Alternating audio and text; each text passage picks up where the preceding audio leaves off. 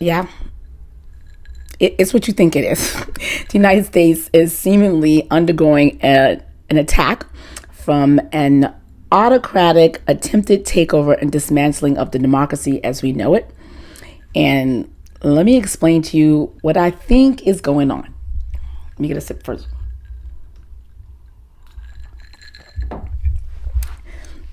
So while Donald Trump is the figurehead of all of this, you're looking at the efforts of two different factions. On the left, you have the techno autocrats, which Elon Musk is right now heading, but includes the like of Vivek Ramaswamy, J.D. Vance, Peter Thiel. They are disciples of this alt-right libertarian blogger named Curtis Yarvin, who imagined this world where the United States as we know it, the democracy as we know it, would be dismantled. Instead, the United States would be run as a business with a CEO who would be like the dictator, and there would be no federal government. There would be no need for federal agencies or anything. All the money, any taxes would be at the behest of the states. They can tax their citizens and provide services, and the United States would be bare bones. That's the faction one. Faction two is these folks who we know we've heard a lot about when you hear the term Project 2025. But what that is really is a loose conglomeration of conservative think tanks. And what they would like to do is return the United States to its traditional Christian nationalist sort of origins in their mind, maybe perhaps to the 1950s. So if you could imagine a time in here period in 1950s, what did that look like? Who was on top, which groups were on the bottom? And that gives you a sense of what they're going for. Now, how did these two groups converge? Like, where did they meet? They have a common enemy in the federal government, but for different reasons. The Christian nationalists would not like the federal government because it's their belief during Donald Trump's first term, when a lot of these guys were actually embedded in his administration, there were people inside the government that they felt were undermining Donald Trump's efforts and attempts to wield his policy, and they call them the deep fake, the deep state, and people that are inside. So they want to get rid of the people inside the federal government that's going to disrupt their ability to return the United States to its Christian national origins. The techno bros, they don't really care about the federal workers or federal civilian. To them, they are just essentially collateral damage in their attempt to dismantle the federal government altogether and just have the CEO run things and make decisions. Of course, Donald Trump's going to volunteer tribute, say, which one of you guys can get this done and make it for me? Let's get it, go. Now, the only other parties that are urgent to this, and you should know, is that what you're seeing also with Donald Trump's super aggressive action is something that you would see as common of a second term presidency. I use the example of Barack Obama. Barack Obama had this thing called My Brother's Keeper Initiative for Black men that he had his second term.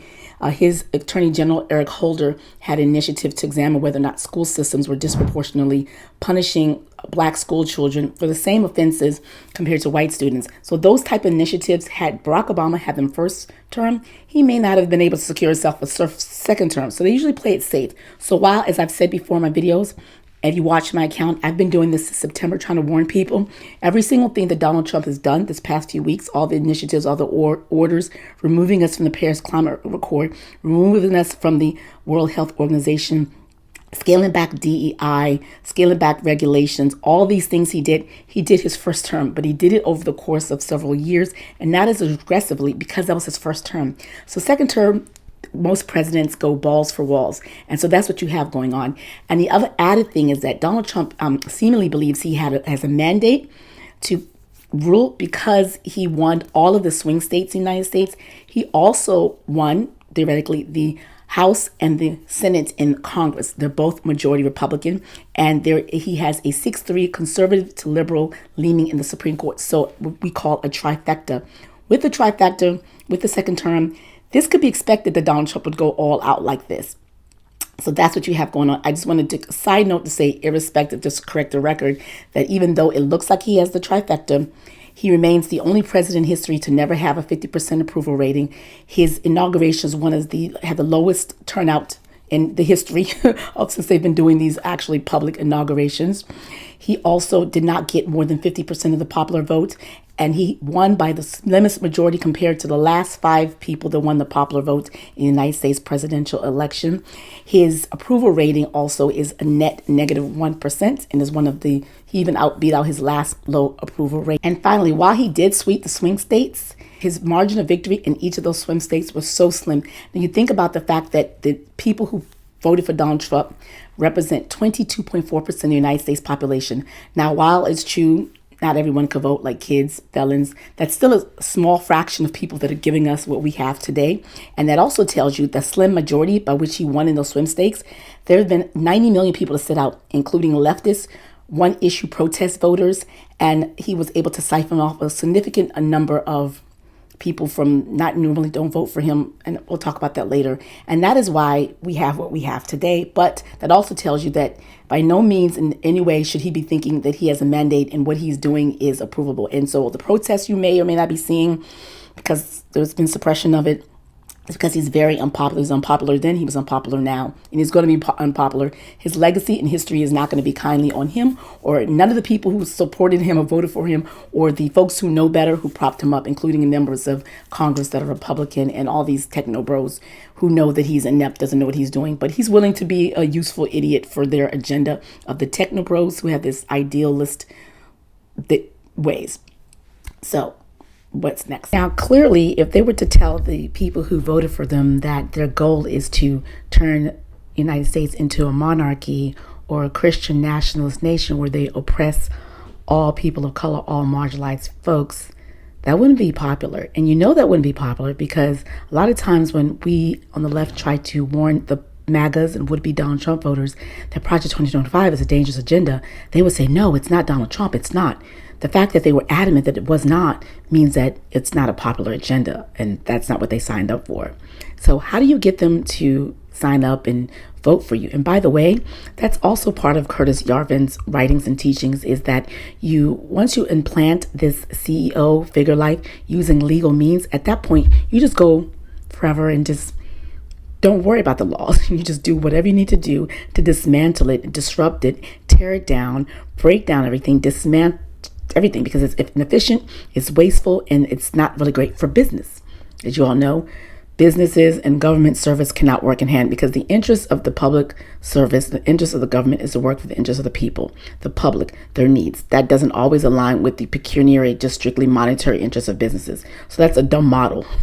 But anyway, yeah, but they have to legitimately convince these people. So they identify for them, they use the fascist policies and the fascist practices of identifying boogeymen, people who, to let them know, is making their lives harder. So to the poor people, poor whites and all those, they said the immigrants community are taking away the benefits that you should be given. The government is siphoning off your rights and your money, your tax dollars to them, which is not true, but that's what they told them. To the Gen Z boys who feel left behind and all of this diversity stuff, they said DEI is actually taking away your job and your rights and your abilities. Never mind the fact that the majority of folks in the Fortune 500, 1,000, 2,000, the top of the echelon in home ownership and wealth and everything, and from private sector to the government, is just like almost over 90% white. And it will be for 100 years, but little details.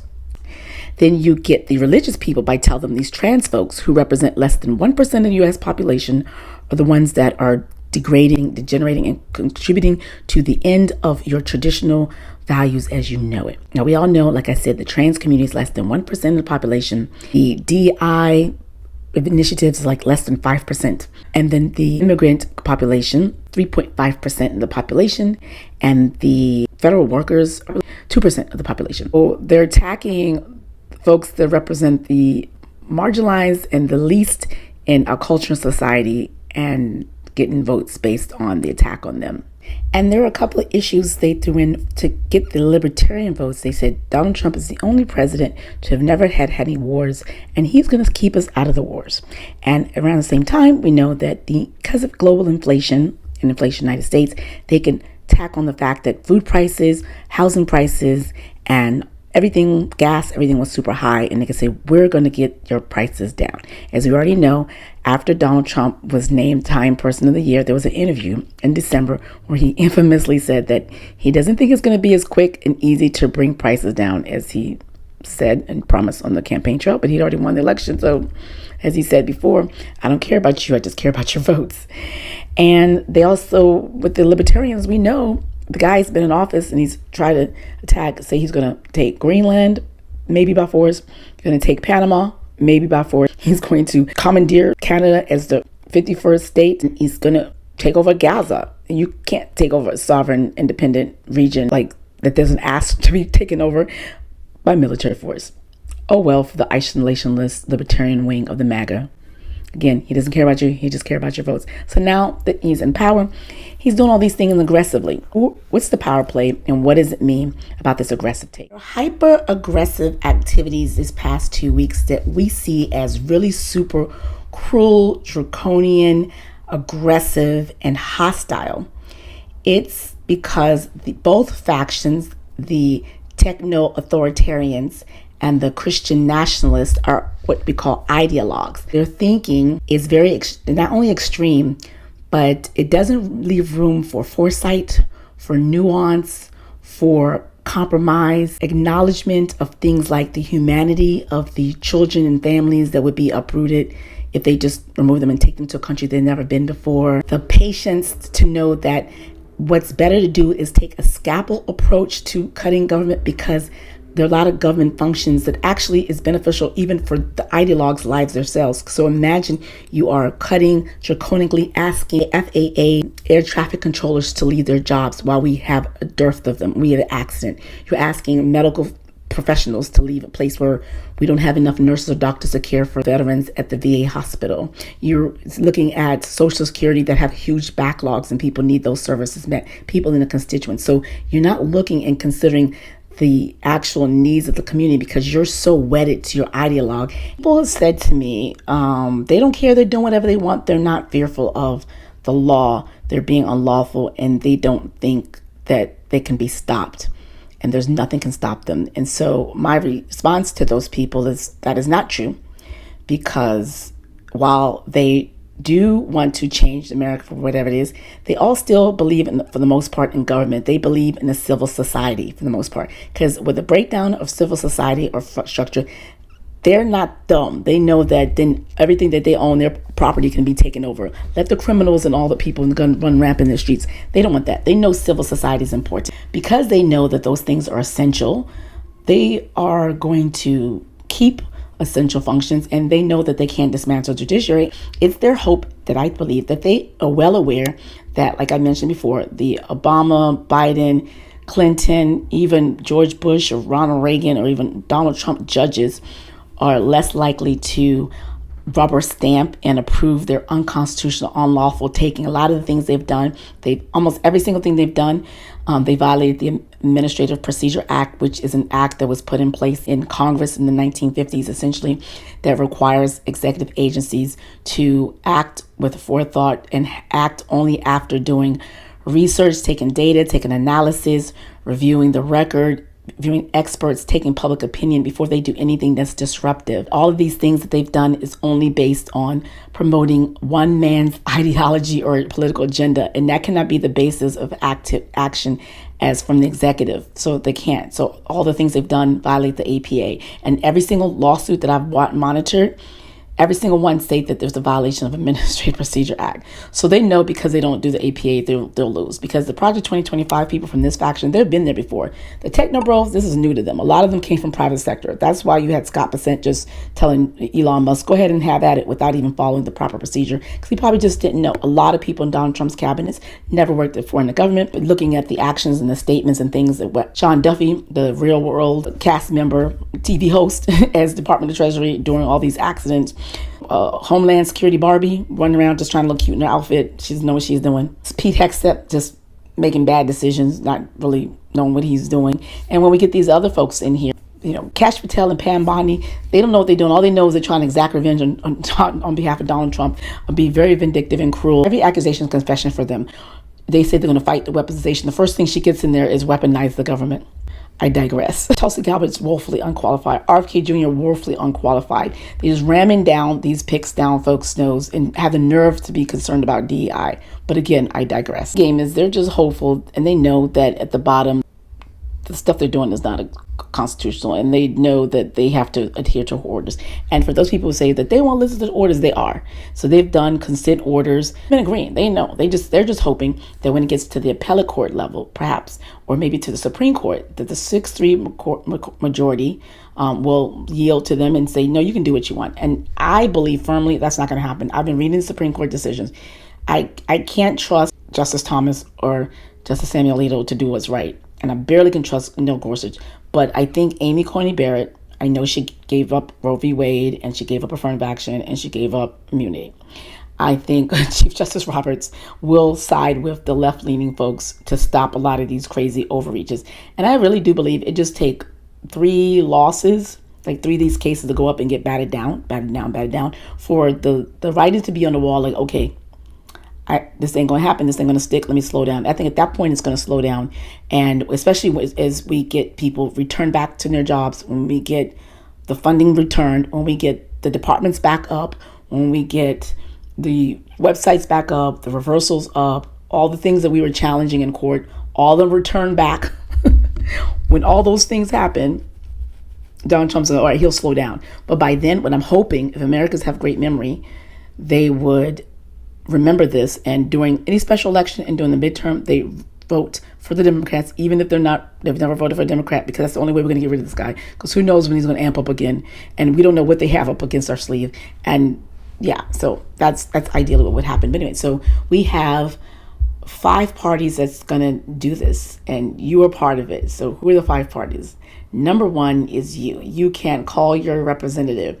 You can do a Freedom of Information Act request. You can send a leak to a press if you want to. You can pay attention and attend a protest or go to a meeting. So those are things that you specifically actively can do. You can also support some of these nonprofit organizations, association, unions that are filing these lawsuits.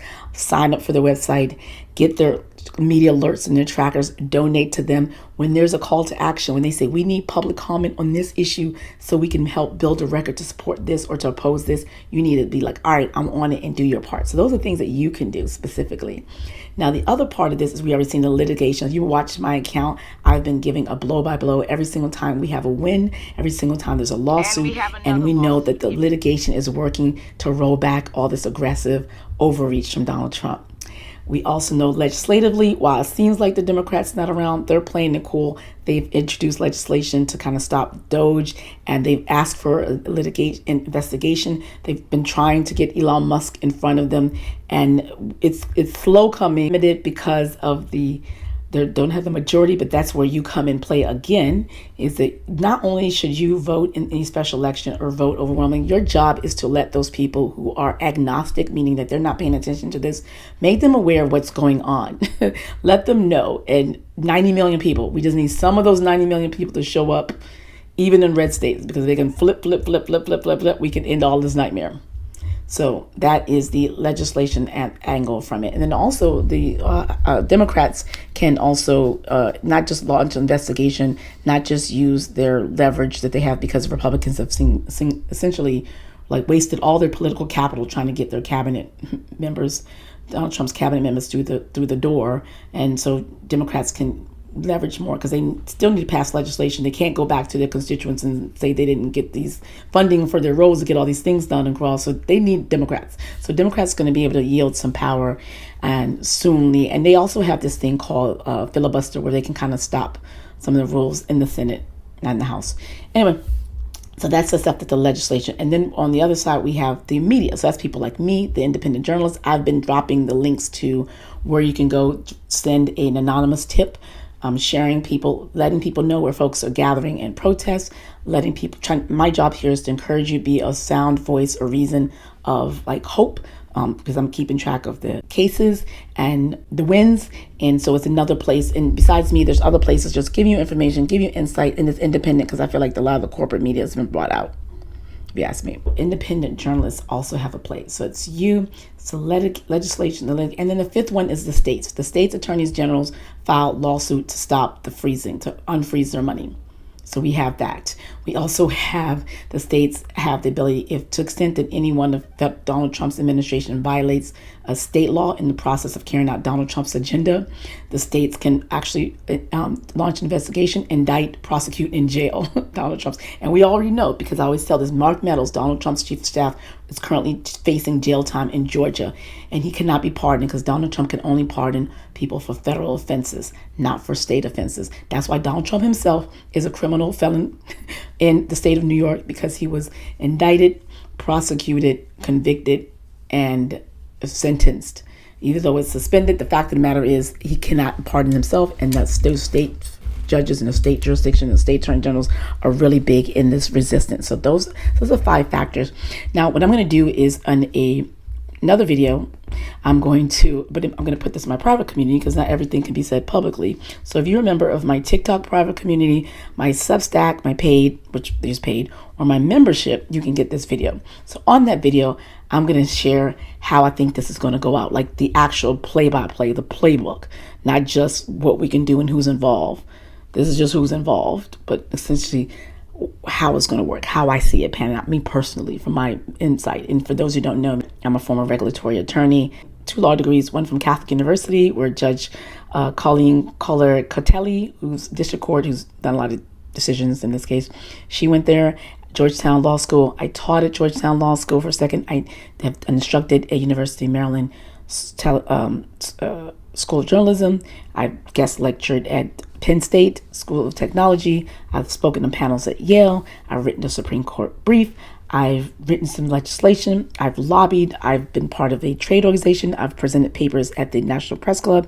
I've been alive for 10 U.S. presidents and was a correspondent for several websites during the Obama administration, participated in briefings and attended briefings and press briefings at the White House, and also meetings at the White House and Congress. So I have an extensive background and knowledge in a lot of these things. I have institutional knowledge, and because I have a journalism degree from the University of Maryland, College Park, I can, and as being a content creator, so I'm able to synthesize information from a legal perspective, from a policy, political perspective, and do so succinctly and in a more interesting way, calmly for you, so you get this information, and use my background, really extensive background and my institutional knowledge, to present this to you in a way that you might not see other places. So what I ask for you as we're going out, watch my other videos and playlists, depending on where you have this. I have playlists, and I'm going to ask you to support my channel. You can hit me at outlasting47.com. It's a tracker that I have here. You can also join any of my paid communities, my Substack, paid membership on YouTube or TikTok, and what else I would say you do? Yeah, get my lasting friends page, share this information with other people, share this video, and yeah, I think together we can win. We can do this. I think, yeah, we have a good chance. And I've been right. I've been predicting things and been right sometimes.